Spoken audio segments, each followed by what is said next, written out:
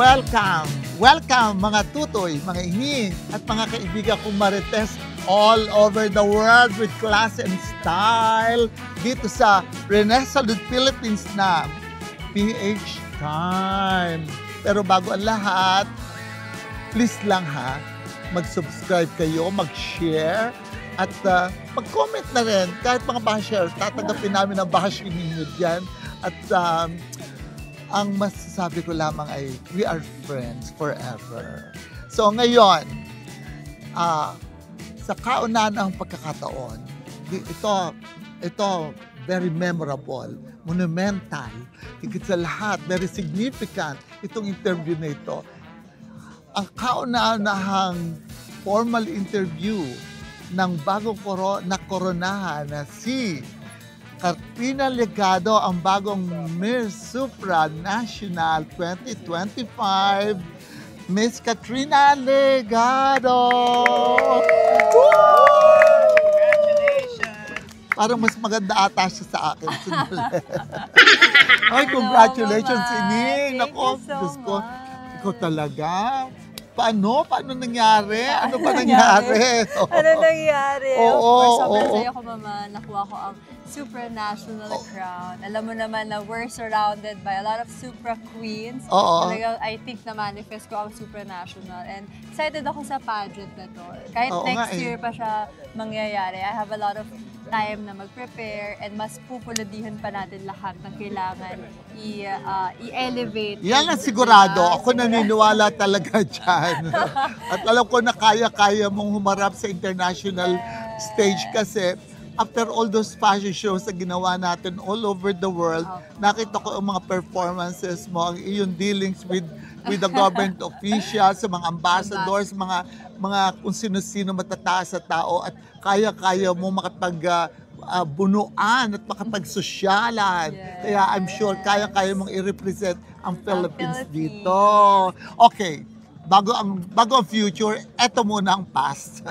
Anong experience mo dito? Tell us your experience dito sa Miss Universe Philippines. Miss Universe Philippines. Almost 3 months din kami, Mama, nag-compete for this pageant. We started Feb 2024 and then 2025, sorry. And then ngayon, ito na. Natapos na rin tayo sa noong Friday, and I'm so happy dahil sa haba-haba ng pageant, di ba? Nakukuha natin yung gusto natin. Oo nga eh. Oh yeah, congratulations, Ining.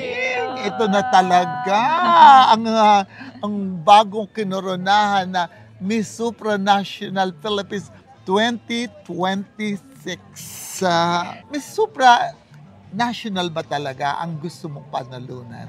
Of course, sumali tayo, Mama, ng Miss Universe, aiming for Miss Universe crown. Pero sabi ko nga, kung hindi yun ang ibigay sa akin, supranational ang i-aim ko po, di ba? Hanggang doon na lang. That's good attitude. Oo. Ang ganda-ganda.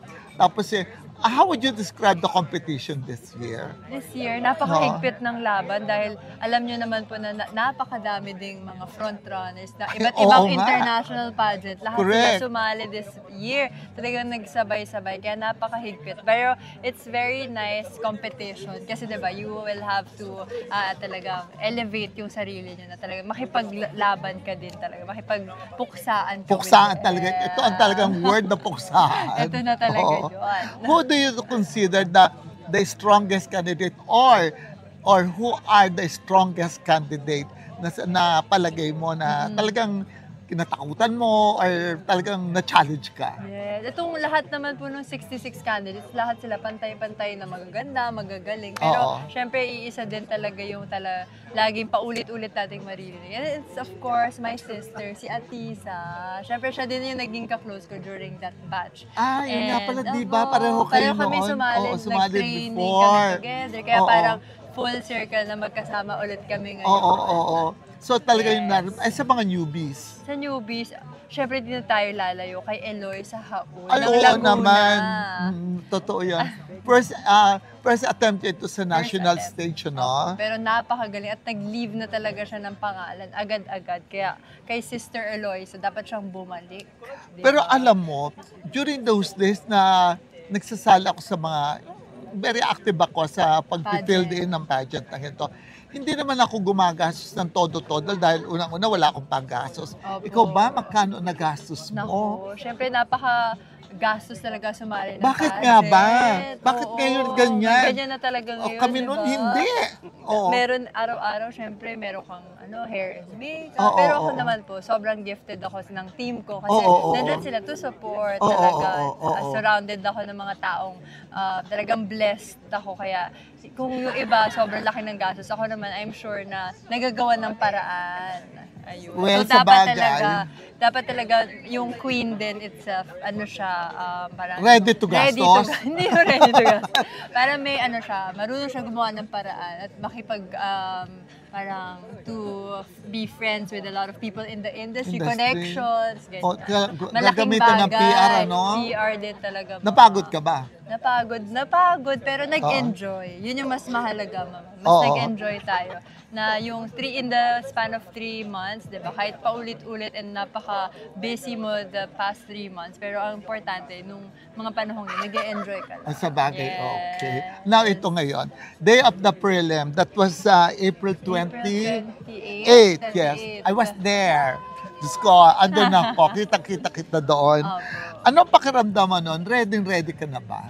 Nung prelims, oo, kasi ang tagal ko na rin Sa lahat ng bagay, ng oo. trainings. Oo. I think that's the time na kailangan, feel mo na sobrang prepared ka, maganda ka, lalabas ka sa stage, you're at your best.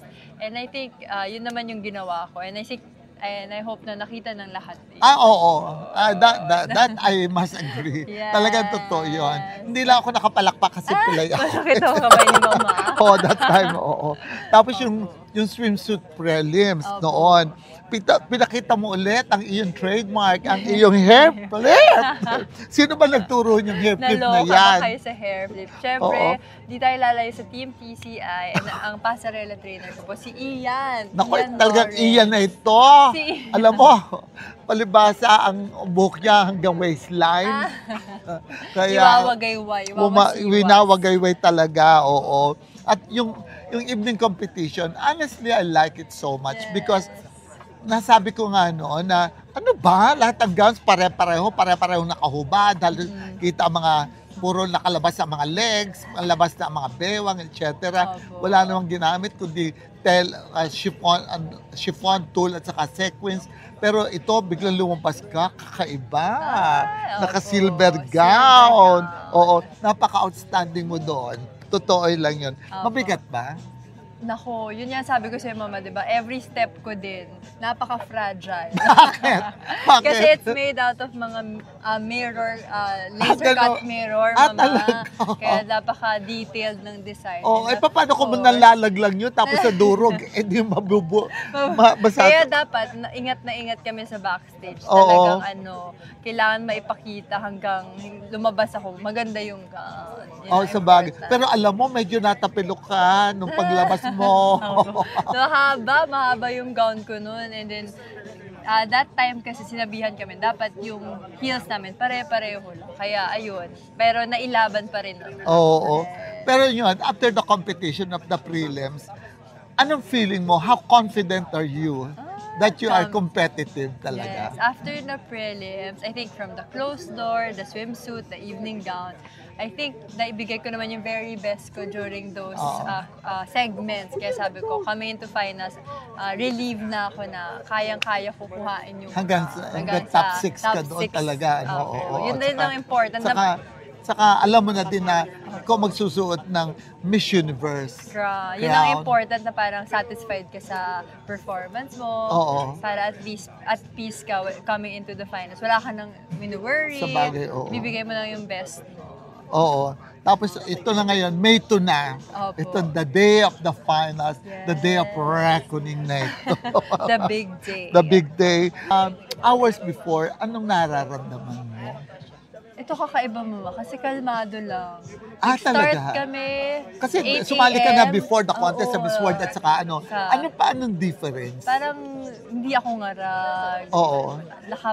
Kahit puyat ako, Oo, nandun oo. kami sa backstage ng Moa Arena, natutulog lang, nagpapahinga. Kasi nag-start kami ng rehearsals, I think mga 12 ng tanghali. But we were in Moa Arena ng mga 8 a.m. na. So may mga down times.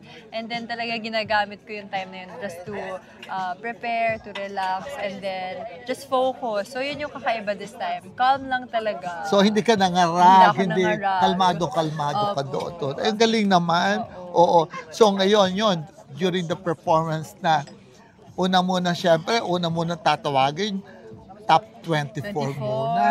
So ako noon, alam mo, di nanonood ako. Hindi ako ninervyos eh. Wala lang. Sabi ko, ay, andyan yan, sigurado yan. Napaka-imposible yan na hindi makapasok yun. So, ikaw mismo, expected mo na yon. Siyempre, onti-onti tayo kami into the final. Siyempre, una natin yung iisipin, sana pasok ka sa top 24. Next naman, pag makapasok ka sa 24, sana pasok ka sa 12. Hanggang sa makakuha mo yung top 6. So, ayun, yun din yung minamanifest. Yun ang yung mindset mo. So, pagdating mo doon sa swimsuit competition, Opo. how did you feel your performance doon? The usual hair flip din. With the swimsuit competition, sobrang kinilig ako kasi si James Reid yung singer, di ba, Mama? Sabi ko na nga ba? Tapos, sinawakan niya pa ako that time. Oo nga! May moment. Oy, oo, nakita ko. Ikaw lang. Ako lang. Ano ba yun? Ako lang. Ano ba yun? Para bang, Hindi yun rehearsed. is that an expression of admiration? Or, Hindi natin alam. Ano kaya? Pero syempre, ginrab na natin yung opportunity. Oo, that time. naloko ko. Sabi ko, ay, bakit siya? Bakit hindi ako? Hindi ikaw. Oo, alam mo, napansin ko yun. I really like that, that moment. That moment yun. Oo. Tapos eto na, ang evening gown. Na-practice mo ba yung gown mo? Hindi ko na na-practice yun. Lalo Nakita na sa mo ba yun? stairs.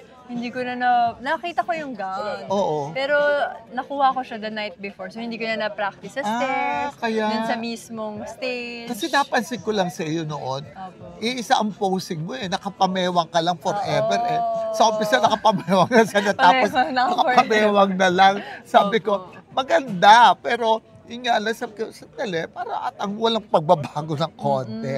At saka, alam mo, honestly, I like the gown kasi most of the candidates na dinamit ako nung araw na nanalo, sila Melanie, sila Chat, ganyan na yan, yung serpentina na yon. You will never go wrong with that silhouette. At bagay na bagay sa iyo ang korte ng kwanyo. Talagang hourglass ang iyong, ang dating mo doon, tapos may flare ang walaylayan. Ang ganda, the color, gold really fits you. I love gold on you. Kaya next time gawa ka talaga gold talaga. Golden Oo, girl. talaga. Pero napansin ko lamang, mukha kang palara. Napaka-phone. Sana nilambutan ng konti ang tela. Opo. Since kapartner yun ng prelims gown ko, Mama, it's also made of mirror. Kaya ganun. Mirror ba din yun? Mirror din yun, Mama. Kaya ganun ang niya, texture. Oo, pero next time, huwag matigas. Supra. Siyempre, malayo ang pupunta natin sa Poland. So, dapat pwede. madaling madala lang. Hindi ba, siguro kung may kidlat, di ba, tumatama sa salamin ang kidlat. Kaya buti na lang walang kidlat. Walang kidlat that day. Buti na lang, kundi tatamaan ka nun Tatamaan Tapos, ayan na. Alam mo, napansin ko, nanood kasi ako ng costume parade. Opo. Tapos, syempre, sa finals, napansin ko na lagi natatapinok at natatapa si Atisa. Anong first reaction mo na natapinok si Atisa? Hindi mo sinabing, buti niya? Hindi naman, syempre mo. Hindi yun, for sure, hindi rin naman yun ginusto ng mga candidates. Syempre, madulas talaga yung stage. Kailangan sobrang maiingat tayo. And talagang, biglaan. Kaya at least she recovered so well, diba? Graceful pa rin talaga. So, napakagaling so talaga. ano naramdaman mo? syempre, nung narinig namin yun sa backstage, and then nakausap ko rin naman siya before ako lumabas. Sabi niya nga, madulas yung stage. So, kailangan extra ingat tayo pag baba, lalo na sa stairs. Kaya, kinabahan din ako siya actually. Sabi ko, pinagpe-pray ko yun. Sana di ako madulas. Sana di ako madulas. May mga bitching bakla ako narinig na parang daw yung yung pagkadapa ni Kwan is scripted kasi biglang pagdating sa question and answer portion, biglang naisingit niya yung falling down niya na bumangon siya. Parang ano ba, kasama ba talaga yon sa drama? So, well, kanya-kanyang haka-haka yan and kung totoo man yun, maganda ang kanyang script. Maganda ang scriptwriter niya. Ano nga sabi, diba? Miriam Kiambao moment. Talaga meant for her talaga yung gabing. Pero hindi lang naman sila dalawa nadapa. Ang dami rin. Dami. Sa probinsya nga, napapansin ko. Sabi ko, bakit? Ano na ba ito? Style, ano ba? Strategy na ba ito? Oo. Kaya okay yan, nandito na tayo. Tinawag na ang top 6.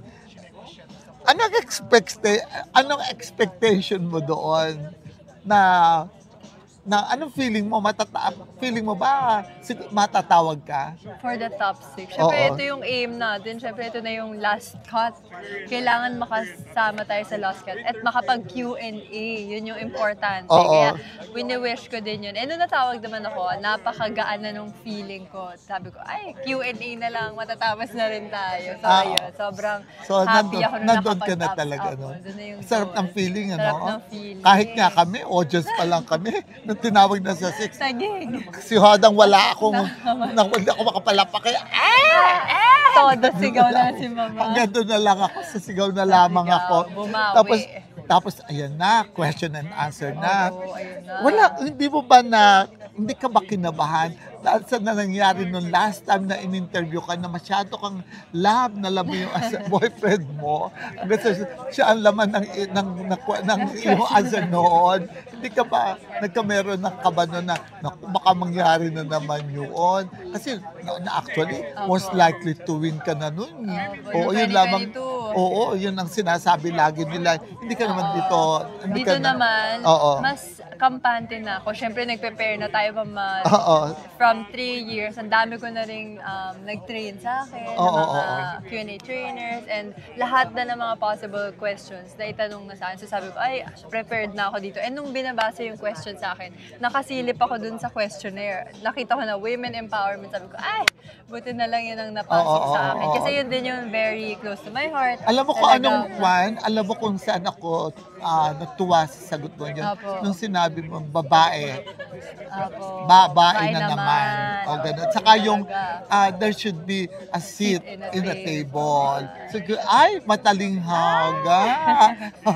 May laman. At saka mabigat na kagad ang sagot.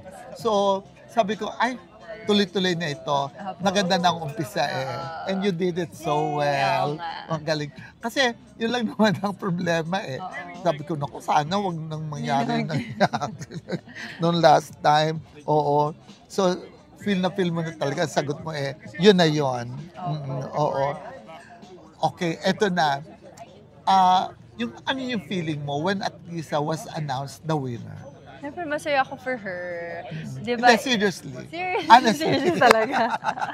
Siyempre, for me din, siyempre, binigay na naman natin yung lahat ng very best. And sinabi ko nga sa backstage, sabi ko, thy will be done. Kung ano yung destiny, ibibigay talaga sa'yo. So parang wala namang anything, na parang nasaktan ako or what. It's just that siya yung meant for that night. So, accept naman. Alam mo actually, nung first, one of my vlogs, nasabi ko yun na kung ever na may tatalo kay Atisa sa contest na ito, that is the destiny of that woman na kung sino tatalo sa kanya. Parang sa kanya na ito, it was tailor-made for her. Para nung manalo din itong si Miss Universe si Catriona. Alam mo na, si Catriona yan. Na yan. Nung si Pia, nung dito sa Philippines, may kalaban pa siya Pero nung si Catriona, kanya na yan. Sana talaga Tadhana na sa kanya yan. Oo. And then ngayon, when you were appointed ngayon na Miss Supra talaga ako, Supra National Philippines 2026. Ano na ngayon ang iyong? Masaya. Sobrang saya. As I mentioned kanina, kung hindi Miss Universe ang ibigay, Supra yung next na gusto kong title. And Talaga? natin, opo, Teka muna, di ba there was a closed door interview sa inyo na yung, mga ano ba yun? crowns. Ano pa mga tinanong doon sa inyo? Sa closed door interview before, last year ata, tinatanong kung anong gusto mong crowns. Last year, that was last That was year. last year. Pero ngayon, wala namang tinanong sa Hindi na amin. kayo. Hindi naman po. Inassign More na agad on- kayo. Opo. More, I think based on the judging na rin siguro. Yun Oo. ang nangyari for this year. Pero I believe that Supranational Philippines is the second highest crown. Yun naman ang ano ko. That means on that night, ikaw yung highest scorer or highest second na highest chosen. Oo. Ano talaga. Candidate. Paano nung in-announce sa inyo yung mga titles ninyo gano'n? Nung ina-assign nila yung runners-up, tapos yung different titles, at nung dumating sa iyo yung title mo na Miss Supra National 2026. Opo, kakaiba ang announcement this year kasi top 6 kami. And then, ang unang in-announce is the Miss Universe winner. After po nun, na may moment na si Atisa, kami pinabalik ulit kaming 5. Tsaka in-announce yung isa-isa na runners-up, tsaka yung mga crowns. So, nung in-announce po kami, dalawa na lang kaming natitira for Supra. Pero nung tinatawag ng runners-up muna, nakangiti ka pa rin. Opo. Super ngiti ka lang. Ngiti Na, pa din. sandali, may laban pa ako. Oh. May crowns pa din. Alam na rin naman namin na, may mga iba pang crowns. So, talagang nagdadasal pa rin na, sana matawag tayo at matawag na huli. Kasi ganun nga yun eh. Pag halimbawa, pag tawag ng finalist, gusto mo mauna kang Huli. tinatawag. Oo. Pero pagka-announcement na ng winners, parang huli ka. gusto mo ikaw ang lumatawag. Para Di ba ikaw ganun yung- din? Opo, ganun din this year. Oo. Para at least ikaw yung, kung Alam, ano yung top winner. top winner ka pa din. Oo. So ngayon yan, andyan ka na, dito na. Ayun. Although, hindi na bago sa iyo ito eh. Dahil nanalo ka na, ilang beses na bang nanalo ka?